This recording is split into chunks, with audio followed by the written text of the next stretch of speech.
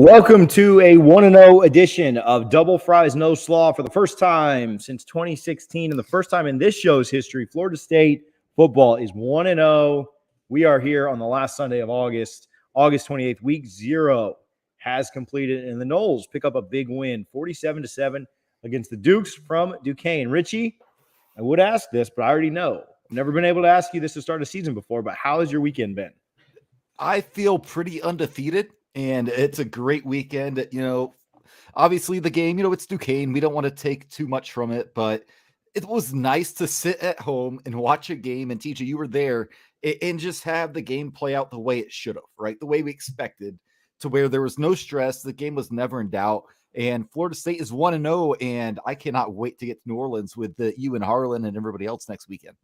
Should be a ton of fun. Yeah, I mean, I think we'll talk more and more about the game, but yeah, it's hard to have a ton of takeaways. It's hard to have any takeaways really, really good or bad after that result. I think that there are certainly ways that Florida State fans could have been pretty upset with how yesterday went, and I think we've kind of avoided that, right? Like we avoided the national embarrassment for the first time in a little while. We avoided dropping a game to an FCS team or struggling against a team that you should blow out. So, yeah, all in all, a good day yesterday. But let's get into it. Let's just jump right into it and get rolling here. Double Fries No Slaw brought to you by Guthrie's in Tallahassee. You can visit both their locations at 1818 West Tennessee Street and 2550 North Monroe. We were out at the Rising Spear Double Fries No Slaw tailgate yesterday. Catherine Sandercock, Kaylee Mudge, Devin Flaherty, Michaela Edenfield were all out there. Brooke Wyckoff stopped by very briefly. They had a tailgate kind of close to ours and next to ours. Pop Deloach was out there. So when we do these Double Fries tailgates, when we do these Rising Spear tailgates, you need to be out there. You need to find a way to get to them. But just know Guthrie's always hooks it up. They brought in some chicken. A little delayed on the chicken delivery. It was right at the time of the Legacy Walk, and they made them kind of it was a whole thing. But that chicken got there and it got crushed because when people were late with the chicken, folks were waiting for it. So shout out to Guthrie's. If you're in Tallahassee, if you stop by Tallahassee, make sure you hit up Guthrie's Double Fries No Slaw all the way. All right, Richie, Florida State wins 47-7.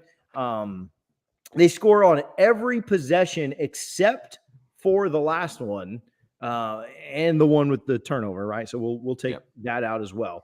But they score on every possession. They only punt one time. I think we all know that Florida State could have probably gone for that fourth down, but up by 40 in the fourth quarter is probably the right decision to just go ahead and punt that. That would have maybe made some people that bet on the Noles happy if Mike Norvell would have gone for that. I really wanted to see Rodney Hill go up over 100 yards so that we could make more history. But initial thoughts from the win, the 40-point win yesterday against the Duquesne Dukes. I think the fact that we're sitting here not, having to break down in detail anything that went wrong is a good sign, right? It's a good thing for Florida State. Good thing for us as Florida State fans. I was very happy with the game. It's about what I expected, right? Very vanilla, just basically kind of ran the ball. I think Jordan Travis only threw the ball 13 times, but to have 3 running backs go over 100 yards, Trayshawn Ward, man, that guy, I forgot how good he is. And then I watched him the game yesterday. He just showed he's just a really good college running back for a former walk-on. Very happy with the performance, honestly. The defense, I thought they played really well, gave up less than 200 yards on the day. Just what you expected to see, and sets the stage for next week, right? Against LSU, the game that we've all really been pegging as the true week 1 game. But, man, it was nice to see. How about you from your vantage point at Doak Campbell Stadium in the Champions Club, TJ? Yeah, I talked about this a little bit on Spaces today, so I won't rant about it again. I won't give the 5-6 minute diatribe about this. So yesterday was a fantastic day. Honestly, like not hyperbole, not recency bias, just truly one of the best days I've ever had in my life. I took my firstborn, my little girl, to the game. We got to hang out at the tailgate again with some of her heroes, some of the people that she gets to watch on TV, and the softball girls being there and talking with her. And, all kids in Seminole stuff are cute, but like my kids are really, really cute, right? Like I don't have any problem just, kind of owning that. And so, everybody that we saw yesterday just fawned over her and was like, oh my gosh, you're the cutest person, cutest little thing ever. And so she's soaking all of that up because she's very much her daughter's or her father's daughter. And then getting to go down the field, getting to take her in the Champions Club, ask her what her favorite part of the day was. And it was the fireworks and the popcorn. She got in the fireworks when the team got announced, and then the popcorn in the Champions Club. So I could have made that a lot easier on myself by just buying some firecrackers and getting some microwavable popcorn. But a great day there. Hey, I loved the crowd. Over 50,000 people there after an hour and a half rain delay. I remember that Texas State game a few years ago, 2015 maybe, where maybe that was 2015, where we had like a 2-hour rain delay, and there was nobody in that crowd after that. That was the year after Jameis was gone, and that rain delay was longer, I believe. Game didn't start till after 9. But hour and a half rain delay, a really, really bad opponent that nobody even really knew before this year. And then, a massive marquee game, national game next week. And then a good opponent when Florida State does come back in BC. I know that there was a lot of concern that the crowd just wouldn't be very good. If you look at the home side, it was fantastic. Student section showed out. Obviously, the Chiefs are there. Champions Club was pretty full. Away side, left a little to be desired. Obviously, Duquesne returned most of their tickets. And so, but 50,000 plus there in the rain, in the weather, after the delay. Bad opponent. Shout out to FSU fans for showing up and showing out. Need to continue that. Need to continue on that path. I will say this too, and then I'll throw it back to you for kind of whichever direction we want to take that. We see some questions in the chat. Again, feel free to utilize the super chat. Make sure you like and subscribe, and then we will get to some of these questions here that you guys have asked. There's some questions about the defense, the offensive line. We'll certainly get to those. I thought this was telling. Social media is not real life. And so as much as you see people on social media complaining, when they did the starting introductions, which everyone was there, nobody was late to their seats because everybody had been in the stadium for over an hour and a half waiting out the weather delay. When they did the starting lineups, when they did the introductions for the team, the loudest player ovation was Jordan Travis. And then they announced Mike Norvell immediately after that, and it was twice as loud. So I will just say that. Like, I know social media has Mike fired. I know social media has Mike on the hot seat. I know social media has 6 and 6. I just want to let you know, when they announced Mike Norvell, it got so much louder than when it, and I was in the middle of it, right? Like I'm not, this is not a flex. I was on the field when this happened. I could hear. I wasn't just like off in another room. I was there. The roar for Mike Norvell was pretty encouraging. We're big Mike fans, want him to work out, want things to go well. But the 50,000 people in that stadium are too, right? And so don't buy the hype on your 10 or 20 people on social media. It did suck that the marching Chiefs didn't get to march at pregame. Yeah, it stinks. Obviously, you want to get that warm up in and get it done as quickly as you can. Pregame show, it's the best tradition in college football. It's not even close. Renegade riding out to midfield, Osceola planting the spear. My daughter thought I got a kick out of that for sure. She liked the horse a lot. So. But it was encouraging to win. Richie, like you talked about, I just don't – I know there's a lot of crazy reactions either way, mostly negative, right? I don't think anybody, is saying that we're going to win the national championship after seeing that game. But I didn't see enough yesterday to make me change my mind on anything this season. I will say it was encouraging that Florida State came out and just beat the brains out of a team that they were better than. And obviously Florida State would have left their starters in. They would have won this game 60-0. But they didn't, right? Like, you just move on. You play your second string. You give up a touchdown because of a bad interception. Stop hyping the backups. But, Florida, nothing happened yesterday that would change my outlook on the season. I've still got 7-5, right? You win one of these next 2 games, I'll give you 8-4. But nothing happened yesterday that would make me drop a win. Nothing happened yesterday that would make me add a win. Right? Even with some of the injury questions, which we'll get to later, I'm not like, oh, okay, well, we're going to automatically lose this game or that game now that an injury happened. So, yeah, I feel pretty much the same. Next week's the big test. A week from this moment right now, we'll find out about this team. Yeah, I think,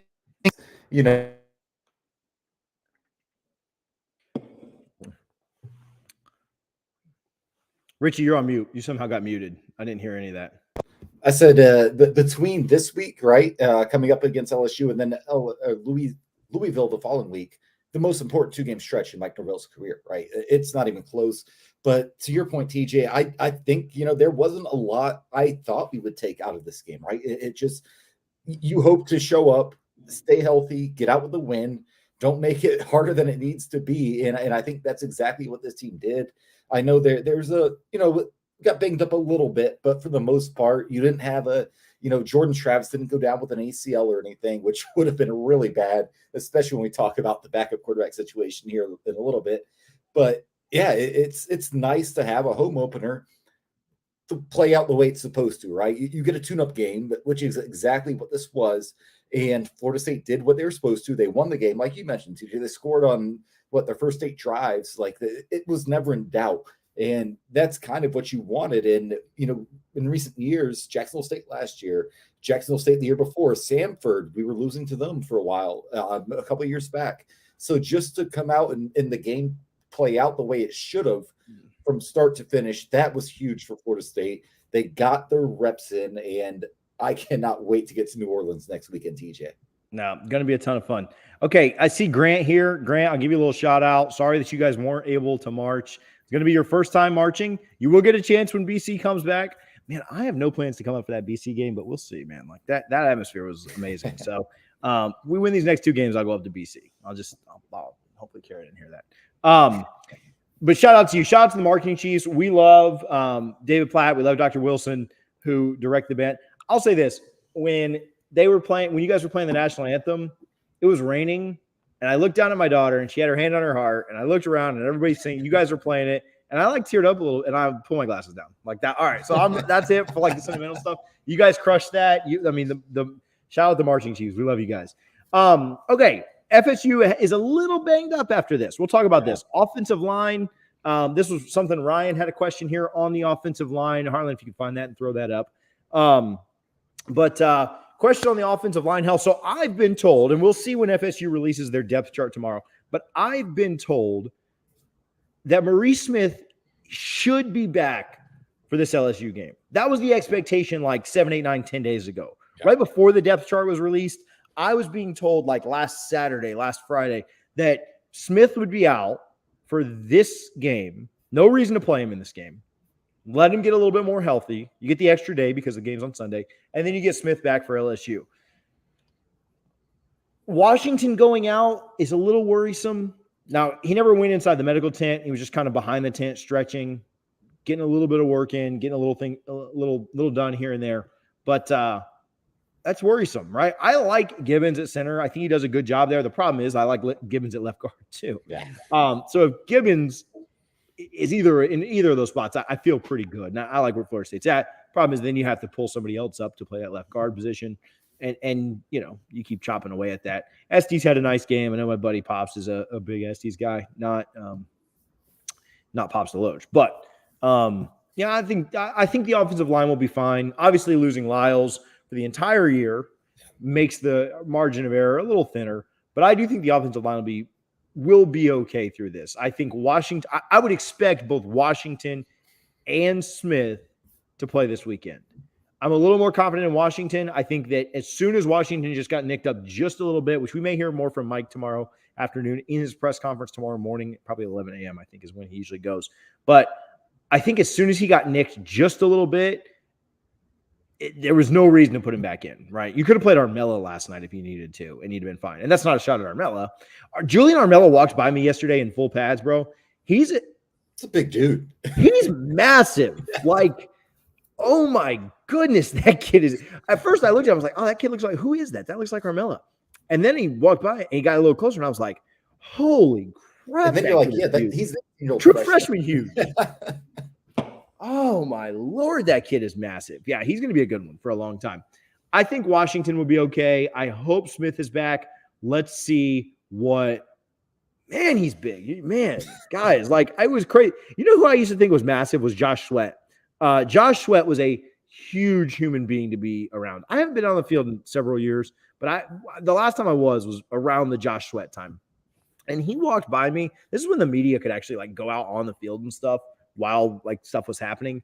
And Josh Sweat was a but Julian Armella for a true freshman, it's ridiculous. Josh Sweat was a 3rd or 4th year kid at that time. Armella's massive kid. And then you put the pads on the helmet and everything else. It's pretty nuts. But offensive line should be okay. I'll tell you, though, Smith doesn't play. You're needing Washington to be 100% in this game. Yeah. LSU's nose tackles is nasty. So fingers crossed that they can both get into the game next week. Otherwise, I thought the offensive line was okay. Not great, but we got pushed back on some stuff. But a lot of that, you had a.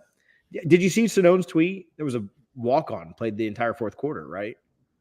I did not see that tweet, but it's what we expected, right? It was Duquesne. It was a tune-up game, like we mentioned. Obviously the offensive line got a little banged up. Darius Washington is so crucial because he's next man up on all 5 positions, right? Like it doesn't matter who goes out, he's the next guy up to fill in. If we get Maurice Smith back and he's good to go, he's 85% this week, I feel really good about the offensive line, with the caveat that LSU's defensive line, and we'll talk a lot about this on Thursday, man, they are so talented and massive, and just they're going to be a problem. Let's just throw it out there. They will be a problem, but I'm very excited as we get ready to head to New Orleans.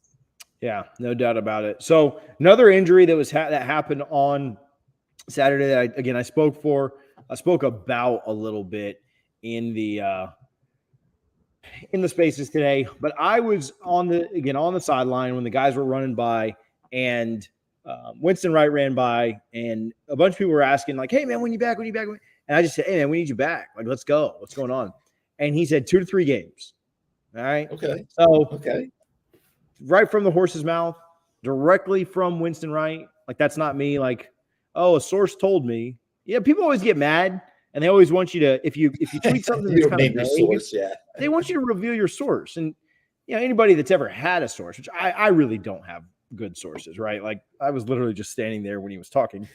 But people that actually have sources, not me, people that are connected, they would never reveal their source. No. So they stop being their source. So anyway, if you don't trust my source, it was Winston Wright. All right, I'll just give you the source of the rumor. Winston Wright says he'll be back in 2 to 3 weeks. 2 to 3 games. To me, that would say beginning of October, maybe that BC game, but beginning of October would be a good timeline. Potentially. And yeah, like you mentioned, it's crazy to think about that, because when we heard about this car accident right back in spring, we did not know if he would be able to play at all this season. Now he's up, he's running, he's ready. He's done everything except playing the game. And I cannot wait for him. If he shows up for Louisville, that might be a bit early, but like you mentioned, TJ, Boston College, or if he shows up for that NC State Clemson stretch and plays a role in knocking one of them off, I mean, he will be an instant fan favorite for Florida State. Yeah. He'll have like Andrew Parchment lore, Yeah, exactly. having One that. catch is all he needed in his career. Yep. So so there's the Winston Wright news. Johnny Wilson injury. I'll talk about that on the other side of this. I want to give a quick shout out to Gramco. You can go to thegramco.com and use code DFNS25.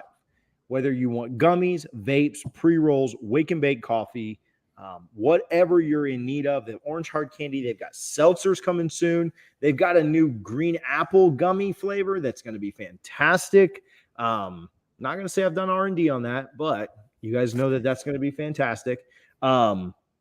The Quick Mix, which is great for drinks at your tailgate, whatever you're in need of, thegramco.com, your number one source for Delta 8 products. No medical card is needed. Shipping is quick and discreet, but you must be 21 or older to order. Again, DFNS25 at thegramco.com. Johnny Wilson catches a 50-yard bomb and then goes down after getting his ankle rolled up. We're paying for that 2013 injury luck, and we probably will continue to from here into perpetuity, right? Like just absolutely forever. But he gets banged up, comes out of the game, is in the injury tent for a long time. And again, I said this on the spaces. I don't mean to be too repetitive, but I was watching that tent to see how he came out. Did he come out and just immediately go to the locker room? Did he come out on like holding on to guys? How much pressure was he able to put on it? And he came out walking on his own power. Now, his ankle was really, really, really taped up and very heavily taped. And he wanted to keep some pressure on it. He wanted to keep it as loose as he could. I reached out to somebody and I got the same answer. Usually like if you reach out to somebody, you can get a little bit deeper of an answer. I got back exactly what Mike Norvell said. And so I think Mike Norvell was just being pretty transparent on this. They needed some swelling to go down, to take some looks at it, to figure some things out so that they can give a better update. I would be pretty surprised if Johnny Wilson didn't play in the game this weekend. You can play on a hurt ankle, especially the way he was walking around on it on his own power. I think it's going to be uncomfortable, but I would imagine he plays. I'm also worried about Pokey Wilson. Not sure why he was out. Don't know if we'll get an update there or not. I would not be surprised at all if they held him out with something very minor because of the opponent. Shout out to Portier for stepping up, making some big plays, leading the team. I don't remember seeing him on the depth chart, and I think he only had 3 catches, but still, like, it was nice to see him out there making plays, because he's one of those guys. He's at this point in his career, right, where it's like, all right, are you going to contribute, or do we need to move on? And he showed yesterday, he's very capable of at least contributing for Florida State, and I was very encouraged with what I saw from him. Like, I did not expect to see him do anything yesterday outside of maybe the fourth quarter. But he seemed to be a kind of a staple in the game plan, so to speak. Yeah, 4 catches, 84 yards. Had the 48-yard bomb. Was good. Was really good. So we'll see. I'd really obviously like to have both Wilsons back for this game. I think they're your best 2 receivers. I thought Spann looked really good at times. I thought Deuce Spann really looked really good. And what did he have? He had 2 catches. 3 catches for 40 yards. He had the one, the out route to the sideline. He had the cross. 3 catches. I thought that was good. I like the wide receiver group. And I think if they can get Winston right back, if they can get Johnny Wilson healthy, if they can get Pokey back, you've got other guys that can step up. We'll see. I think it's kind of later in the year, but I think Ja'Kai Douglas you could get back to. It'd be big. Yeah. Ryan's talking about that slant. I agree with that. That slant at the beginning of the game just looked awkward to me. It did not look like that was – so here's my take. Here's my conspiracy theory take. Let's see your question about the return game. We can talk about that in a little bit. I don't think that slant looked good at all. Like, it looked awkward. It looked clunky. The throw didn't look like it was – I don't know why you're throwing slants to Johnny Wilson. To a 6'7" receiver, Do you think they maybe did that just to not put the jump ball on film? Like the way they're going to line up for the jump ball, the way they're going to – that's my conspiracy theory. I think they did that. Now, if he'd have caught it, then it works. But I don't think you're going to see Johnny Wilson running slant patterns down inside the 5-yard line next week against LSU. And the play didn't look like it was a legitimate – like, it just looked weird the entire time. So maybe if he catches it, I don't have this take. But I didn't like it. I didn't like the call. But maybe if you're putting that on film against LSU and you never run that again this year, then maybe it was smart. I don't know. And maybe that's what it was. Like you mentioned, TJ, it was awkward looking play. I'm not sure what was going on there. I didn't lose any sleep over it either. Like, I'm like, okay, whatever. But maybe just giving Brian Kelly one extra thing to think about. Be like, hey, so this guy might run a slant. I don't know. Like, I think, Johnny Wilson will have a very defined role next week. And, assuming he's healthy enough to play, and it sounds like he will be, we'll see what happens. But, I'm not going to lose sleep over Johnny Wilson, running a slant route against LSU coming up this week. Ryan, I agree with that. Like, I don't know that he's a great card, but I've heard that he's a problem in the red zone. So we'll see. Yeah. I don't think they wanted to put any fades on film this week. We'll see if they get an opportunity and what that looks like next week against LSU. Defense shows out. I thought the defense was really good. You talked about how quickly LSU was getting the pass off, or was that off air? I don't know if you talked about that here on air or not, but LSU was obviously getting the passes off really Duquesne was obviously getting passes off really, really really quickly, and didn't allow a lot of sackable plays. What was it, 2.38 seconds a play? The national average last year was like 2.79. It's about a half second, which is huge. Duquesne looked like they were there to collect their check and get out, and they did that. And hats off to them. And I wish their program success. I'm not like anti-Duquesne at all, but not a lot of sackable plays, right? Not a lot of guys just standing back in there in the pocket. It was a lot of quick stuff. a lot of inaccurate passes that were just kind of like all over the place. Verse is awesome athletically, physically. He's got some things he can work on. Seymour was on the Spaces today talking about he could set the edge a little better. I think he'll do a good job of that later in the year. Takes a little time to adjust from Albany to this level of play. But I thought that the defense overall was pretty good. I like Lundy. I like Deloach. I like Bethune. Bethune's a freak. He might end up being your best pickup in the portal. I mean, he might. I like Verse, but I think Bethune, man, kid's nasty. I don't know what his NFL prospects are, right? But as far as a college linebacker, he is, he's borderline All-American, right? He's that good. He just knows what's expected. He knows the game of football. He's triggering downfield, and like he made a play yesterday in the backfield where, he was 12 yards behind the line of scrimmage and just comes up and makes it on the top of the TV screen. Like Tatum Bethune was, man, we are lucky we got him, because if he stays healthy, he has a chance to have a really special season. Yeah, his burst, his get off is really, really good. Nearly got an interception. I don't know if you could tell from the TV, but it was like kind of behind it. He tried to like one-hand it down. Didn't work out. Really, really impressive to watch him. He's physically talented. Jamie Robinson's the real deal. Worry about quarterback. I'll say this.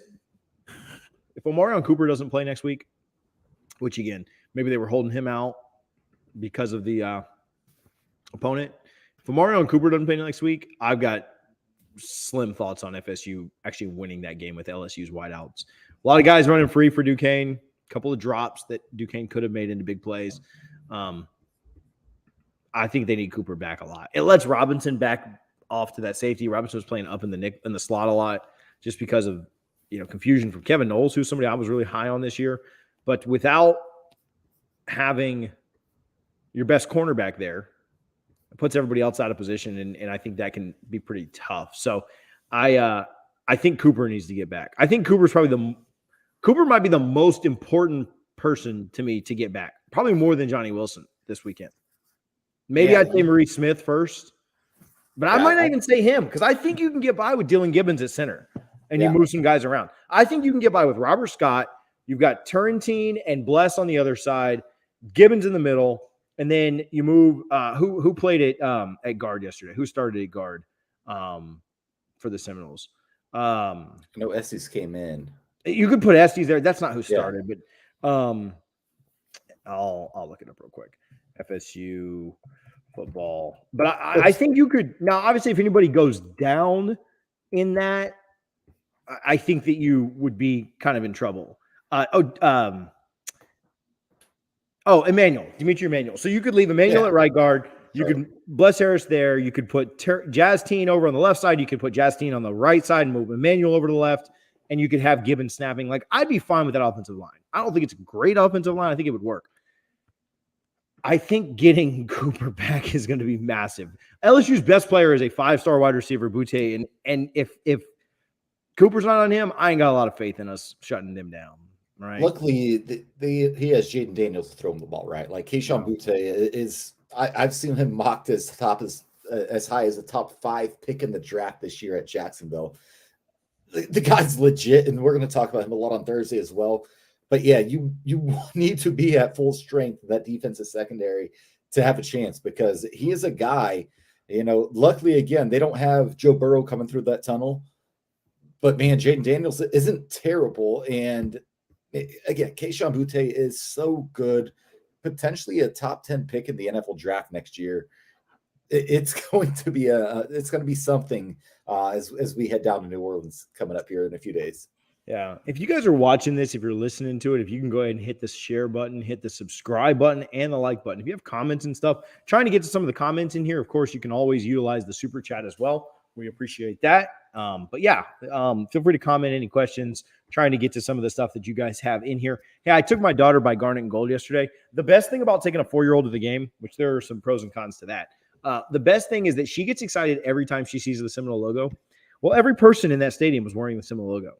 And so, like, everywhere we went, she'd be like, "Hey, Dad, he's wearing a Seminole." And I'm like, "Dave, yeah, there's 50,000 people in here that are also wearing that same thing." Like, that's the idea. That's why we're here. And so, anyway, she she loved being in Garnet and Gold. Everything in there is Seminoles. And so, ton of fun there. They're the best people in the world. My daughter got a paper cut on the way to the game. I walk into Garnet and Gold, and I'm like, hey, can I get a Band-Aid? They go in the back. They find a Band-Aid. Oh, your daughter, she was kind of like, 4-year-old, a little whiny because of the paper cut. They brought her like little pom-poms. And they said, she can just have these. Like, no big deal. Like, cheer her up. She'll focus on this instead of her paper cut, and she'll be good to go. Garnet and Gold is the best when it comes to your FSU athletic gear. When you need any kind of T-shirt, polo, something for your kids, something for your dog. Richie buys for his dog more than he buys for himself. Hats, NIL merchandise. They dropped the NIL stuff. Yeah. GarnetandGold.com. You can use code NOSLAW, NOSLAW. You're going to shop for FSU gear. Get it for people who support our athletes, who support the boosters, who have hired thousands of FSU students over the years. GarnetandGold.com. NOSLAW will save you 15% off at checkout. Hit them up today. Quick shipping, great customer service. And again, they give back to FSU. So we'd encourage you to shop at GarnetandGold.com. The defense did ball out. Linebacker depth, we talked about the top three, who I really, really like. Linebacker depth does worry me some. Gainer in a boot yesterday. Not sure what's going on there, but he wasn't just held out. I mean, my man's literally in a boot. You already lost Steven Dix for the year. I don't know that he was going to be a huge impact guy, but he was going to be a depth piece. I worry a little bit about linebacker. I like the top three. I like Lundy, Deloach, and Bethune. I worry a little bit about where the depth is if something happens to one of those guys, or if they just need a blow, like they just need a few minutes. So that is something that worries me a little bit, is that linebacker position as far as depth goes. Yeah, I think as the season goes on, that's definitely a very delicate situation right now, right? But if, Deloach and Bethune and, Lundy can stay healthy for 12 games, and that's asking a lot, right? Because this is college football. The players get hurt. They miss games. They miss series. They miss time. I do think I really like what we have at linebacker. Linebacker, obviously. Just, again, like you mentioned, TJ, the depth is not there, right? And it's going to be a problem, And I hate that we're putting all this on a guy like Tatum Bethune, but you need him to stay healthy, right? Him and Deloach. If those two stay healthy all season, I'm not worried about the linebackers. One of them goes down, that's going to be a problem, and we'll have to address it when it comes there. But yeah, I really like Bethune, man. He mentioned it earlier. He played phenomenally yesterday, and he didn't do anything special, right? He just was there where he was supposed to be the entire game. And, Deloach, we didn't mention him, but again, when you don't mention a defensive player, that's typically a good thing, right? Like if you're mentioning a defensive player, especially in the secondary linebacker, too much in one game, that's a problem. But no, I'm very excited about what you have, but I definitely share that concern with the depth. So need to keep those guys healthy. I do think it helps that they run a lot of nickel. It's a passing league. The ACC's got a lot of good quarterbacks. And so you do get those defensive backs in there more often than not. You've got Lundy rotating in quite often. It will help that group out some. You want your best players on the field and a lot of times. And so that's a concern. People are mentioning Azariah Thomas. He was fantastic. In his limited action, kid is going to be a superstar. So good. Goodness. I hope he plays a lot this year because he's only going to be here for 2 more years. Yeah. So he needs to get a lot of reps in this year just so that we can get as much out of him as we can from that perspective. Again, if you're listening, if you're watching this on a replay, we blocked the dating app. The dating app can come back if they start doing the super chat. We'll let you back in dating app if you super chat us. If you're listening to this, if you're watching it on a replay, do us a favor and hit the subscribe button. Thumbs up the video. We would certainly appreciate it. A little bit of a concern in the special teams, right? I did not think the kick returning was great. I didn't think the decisions were great. I didn't think I did not think that the punt return decisions were great, just catching the ball. I will say, and I only watched the condensed game back. I didn't watch the full game back. I'm interested to see if some of the Duquesne punts were just really bad, like ducks off his foot. They went like 30 yards. And so you want a guy that's going to go catch the ball, but you also you're going to have a quality punter kicking it to you next week, hopefully a lot. Yeah. And so just like it's hard to extrapolate a lot from this game from an overall standpoint, I think from a special teams standpoint, it's a little bit tough as well. Kick return was not good. I'll say that. There were some bad decisions made. Punting, we didn't muff any punts. I know that one hit, who was it? It was Jones or somebody. Yeah, a really bad punt. You practice. Yeah. So I agree the special teams was a little worrisome, but the punts were bad, man. When Micah was back there, I don't think he had a good one to catch all night. I had a good one or two to catch. But let's see, with a good punter next week. I'll give those guys a pass, and I'll give them 1 week. Let's give them the dome. Not only was it a bad punter, bad team, in weather, let's see what next week looks like. Yeah, I have no concerns about Micah Pittman when it comes to fielding punts. We know what he's capable of. We know what he's done at Oregon. I have total confidence in him fielding punts. I don't know if he's going to, break one off for 30, 40 yards, but he's going to field it, and it won't be a net negative, which we've seen so much these past few years. That opening kickoff return by Sam McCall is a little troublesome to me, right? He takes off. I'm like, what's he got going on? Then next thing you know, he's being tackled at the 13-yard line. We'll see what happens. And like you said, TJ, it's difficult. Duquesne, they don't have great kickers and punters. So I'm excited to see what we do have. I do like the pieces we have in special teams, right? I do like the personnel we have there, and we'll see what happens. And man, we can talk about it all we want, but until a week from today, about this time, we'll be kicking off. Yeah, we'll be probably coming up to halftime right now. A week from today, right now. What time is the game? 6:30 Central. Well, that'll only be an hour then. Yeah, we'll only be 30 minutes into the game. We won't be close to halftime yet. We might be into the first quarter. Oh, yeah. Yeah. I wish the games were that quick. Yeah, right. A lot of stress on my part. Hey, man. All right, I got something to tell you guys. All right, I'll tell you guys later. My man. Thank you. It was good to see you yesterday. Keep that under wraps, though. We got something coming up. Man, speaking on that, we have not given any love to these running backs. That just actually reminded me of my guy. Well, I can't say which one, but these running backs, first time in 76 years of football that you got 3 guys going over 100 yards. Ridiculous. That's insane. I don't care who the quality opponent is. Florida State has played worse teams than Duquesne before. Probably not a lot, but they've played worse teams, right? They've played bad teams in the past. Yep. And they've also had, what's crazy to me is Florida State had Chris Thompson, Devontae Freeman, James Wilder Jr., and Lonnie Pryor all in the same backfield at the same time, 2012. And those guys never went 3 for 100, right? This was insane. This was ridiculous, insane, nuts. Efficient. And that's off to those guys.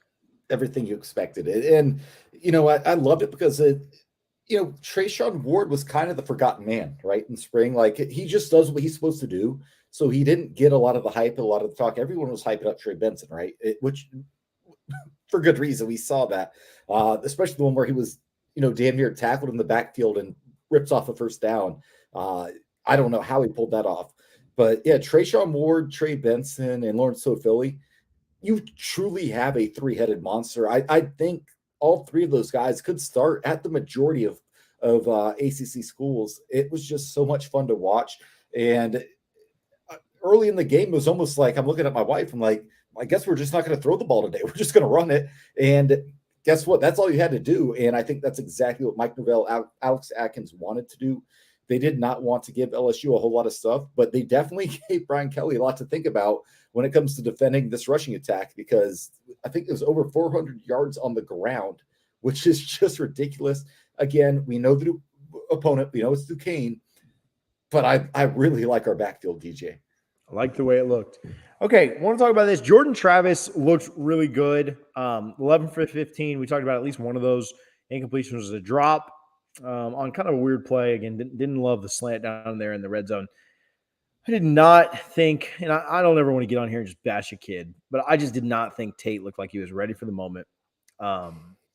It's frustrating to see because you do want the best for all of these kids and you want them to get in and be able to make an impact. And I I just don't know. I don't know what the situation is. Reports by some people said that he was really putting it all together and he was wowing people, and certain people said that he was there were days where he was the best quarterback out there. That's not like every outlet on the beat was saying that. Certain outlets said it. Certain reputable outlets said that he was the man at times. And so I don't know if it's a situation of, when the lights come on, he just doesn't have it. They always said Jameis was a bad practice player, but when he got into the games, obviously kid turned it on. But Tate was disappointing last night. Hopefully he's not in a ton, right? Like I think we all want Jordan Travis to get the reps here. And we know that that's really what the season rides on, probably either way. But didn't look confident. Didn't a little disappointing that he got in and was pretty inaccurate. Throws a bad interception that should have been a pick six. We get a shutout, without that mistake. So a little upsetting. The defense kind of played their tails off and gets kind of stuck with that that only Duquesne touchdown. But that was upsetting to see. I thought AJ looked okay. I didn't think he was like spectacular by any means. Had a completion, ran the ball okay. And we'll see. I also, I'll give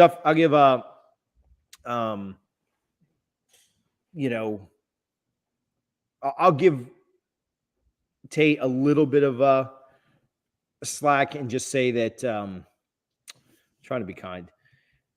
If he did have to go in a situation where he was playing with all of the number ones around him, maybe things look a little bit different. But